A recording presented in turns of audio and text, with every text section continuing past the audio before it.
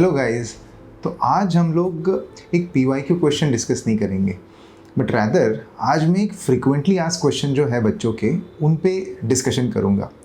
कई बार स्टूडेंट्स आते हैं और वो कहते हैं कि सर मेरे पास इनफ कंटेंट ही नहीं है, तो क्या मैं आंसर राइटिंग करूँ? कब से शुरू करूँ आंसर राइटिंग करना? कुछ बच्चों का ये होता है कि सर मैं इनफ टाइम में, जो यूपीएससी जितना टाइम प्रोवाइड करती है उसमें आंसर पूरा नहीं कर पाता, तो अब मैं क्या करूँ? या फिर कई बच्चों को आंसर राइटिंग की इंपॉर्टेंस ही नहीं पता होती है। आज मैं इन क्वेश्चंस का आंसर करूंगा आपको। सबसे पहली बात, अगर आपके पास इनफ कंटेंट नहीं है तो आप आंसर राइटिंग करना शुरू करोगे क्या?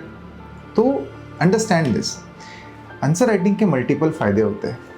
The most important aspect of answer writing is it will help improve your writing skills, but at the same time it will also help in creating your own notes. आपके notes बनाने तक help करता है। तो आपका overall approach answer writing का कैसा होना चाहिए? कई सारे बच्चे जो होते हैं ना, वो पहले किसी टॉपिक को पढ़ते हैं और फिर उस टॉपिक से रिलेटेड जो क्वेश्चन है वो क्वेश्चन अटेम्प्ट करेंगे, then they write the answer. But this is not the strategy which you should apply, because इसमें आपका कोई डेवलपमेंट नहीं होगा। ऐसा क्यों? क्योंकि आप जब किसी पर्टिकुलर टॉपिक को पढ़ते हो और उसी से रिलेवेंट अगर आप क्वेश्चन देख रहे हो, तो होगा क्या, आपका माइंड उसी टॉपिक में से, जितना सेक्शन से आपने पढ़ा हुआ है, उसी में से पॉइंट्स निकाल के आंसर लिख देगा। तो वो तो एक कॉपी पेस्ट हो गया।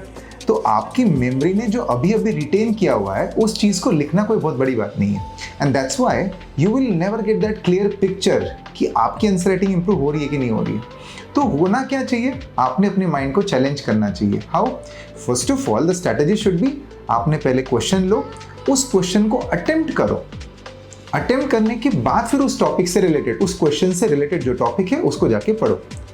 इससे क्या होगा, आपको रियलिटी चेक मिलेगा कि how much you can create on the spot. आप कितने points on the spot create कर सकते हो। बट न्यू स्टूडेंट्स का ये कहना है कि सर हमें तो पता ही नहीं है कि पॉइंट्स कौन सा है, टॉपिक क्या है।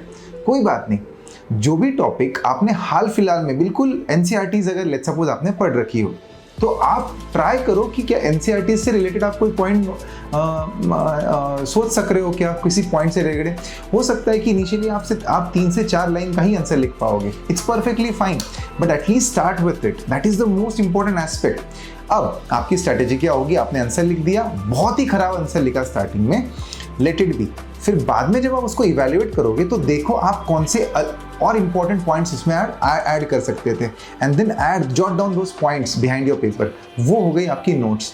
ऐसे अगर आप बार बार करते चले जाओगे तो आपके पास हर बार नोट्स बनती चली जाएगी, जो वो पॉइंट्स होंगे जो आप एग्जाम में या फिर आंसर राइटिंग करते वक्त आप ऐड नहीं कर पाए थे। So that is your notes as well, and at the same time you are improving in your answer writing as well. तो यही स्ट्रैटेजी आप बार बार फॉलो करते जाओगे कंसिस्टेंटली, तो ultimately it will help you to increase your answer writing skills, and at the same time it will also help you to create your own notes as well. तो yes, जो new students हैं they also need to write, जो old students हैं they तो have to write answers, right? That is one thing. UPSC में most of the students could not clear mains is because they can not right enough answer. देखो, examiner और आपके बीच में बस आपकी आंसर शीट होगी जो बात करेगी, तो इसीलिए you should know how to represent your answer on the paper. So that's important strategy over here. कई बार स्टूडेंट का ये क्वेश्चन होता है कि I can not manage writing answer in a given time, तो कैसे मैनेज करें? इनिशियली फ्री फ्लो में रहने दो। यूपीएससी 11 मिनट देती है और अगर आपने 25 मिनट या 30 मिनट में कोई आंसर लिखा हुआ है, still it's fine, but try करो कि आप कितने पॉइंट्स उसमें ऐड कर सकते हो, खुद से पढ़ के नहीं, खुद से आप कितने पॉइंट्स उसमें ऐड कर सकते हो। 25-30 मिनट लगेगा, it's perfectly fine. At least you will have that ability कि चलो पॉइंट्स जनरेट करने के लिए अपने माइंड को आप ज़्यादा फोर्स करोगे, and ultimately you will create those points as well. Once you're done with that, try to reduce your overall time with every answer.